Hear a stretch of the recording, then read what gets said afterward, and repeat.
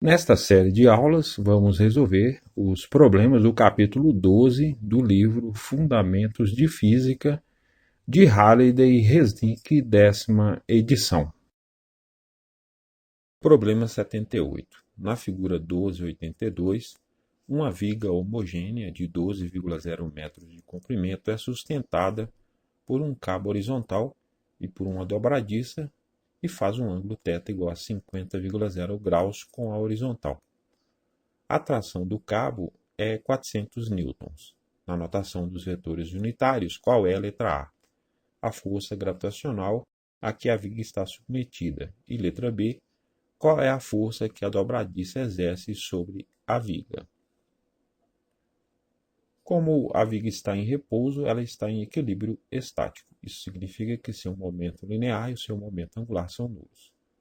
A segunda lei de Newton diz que a força resultante é igual à taxa de variação do momento linear. O vetor força resultante é igual a dp dt. Como o momento linear é constante, a derivada será nula e a força resultante também será nula. Então vamos identificar as forças que atuam sobre ela. O seu peso, vertical para baixo, que atua no centro de massa da viga na metade do seu comprimento. A tração do cabo horizontal para a esquerda. E a força exercida pela dobradiça, que vamos supor que tem componentes horizontal e vertical, ambas apontando para o sentido positivo dos eixos. Aplicando a segunda lei de Newton na direção horizontal, teremos que Fx menos t é igual a zero, então Fx é igual a t, ou seja, Fx é igual a 400 newtons. Já sabemos o valor da componente horizontal da força exercida pela dobradiça. Aplicando a segunda lei de Newton na direção vertical, teremos que Fy menos P é igual a zero, então Fy é igual a P. Então, para determinar o valor da componente vertical da força, precisamos determinar o valor do seu peso. Faremos isso utilizando a segunda lei de Newton para a rotação, que diz que o torque resultante é igual à taxa de variação do momento angular. Tal R é igual a dL dt. Como o momento angular é constante, a derivada é nula e o torque resultante também é nulo. Então, o torque devido à força F exercida pela dobradiça, mais o torque devido à força peso, mais o torque devido à tração do cabo tem que ser igual a zero. O torque de uma força é igual ao produto vetorial entre o vetor R e o vetor força. O vetor R é traçado do eixo de rotação perpendicularmente a ele, até o ponto de aplicação da força. O vetor tal é igual ao vetor R e VEC o vetor F. O módulo deste produto vetorial é igual ao produto dos módulos dos vetores e o seno do ângulo formado por eles. O módulo de tal é igual a R vezes F vezes o seno de θ. Vamos considerar positivo o torque da força que, atuando sozinha, fizer a viga girar no sentido anti-horário e negativo se fizer girar no sentido horário. Podemos escolher qualquer eixo de rotação, mas o mais conveniente aqui é escolher um eixo perpendicular ao plano da figura e que passa pela dobradiça. Escolhendo este eixo de rotação, o torque devido à força exercida pela dobradiça é nulo, porque essa força atua no eixo de rotação.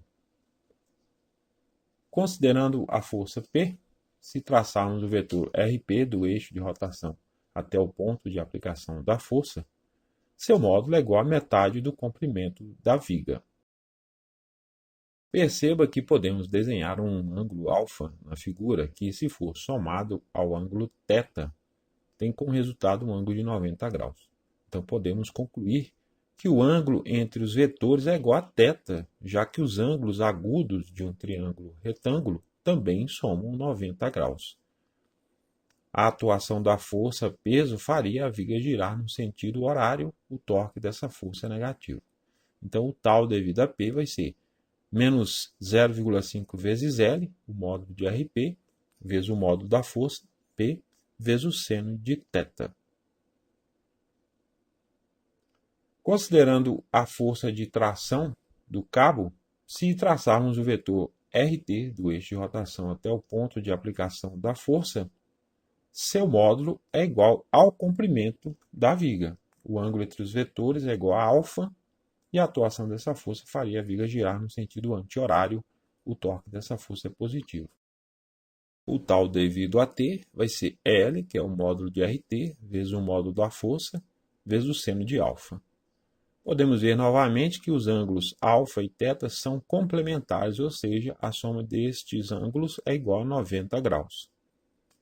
Uma propriedade de ângulos complementares é que o seno de um ângulo é igual ao cosseno do outro. Então, o seno de alfa é igual ao cosseno de θ e o cosseno de alfa é igual ao seno de θ. Podemos então reescrever a equação do torque da força de tração do cabo como L vezes T e no lugar do seno de alfa, cosseno de θ.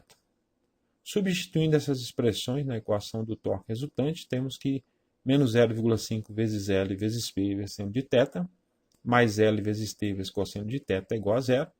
Podemos dividir todos os termos por L, eliminando essa variável. Então, podemos dizer que T vezes cosseno de θ, passando o termo negativo para a direita, é igual a 0,5 vezes P vezes seno de θ. Resolvendo para P, o P vai ser T cosseno de θ dividido por 0,5 vezes o seno de θ.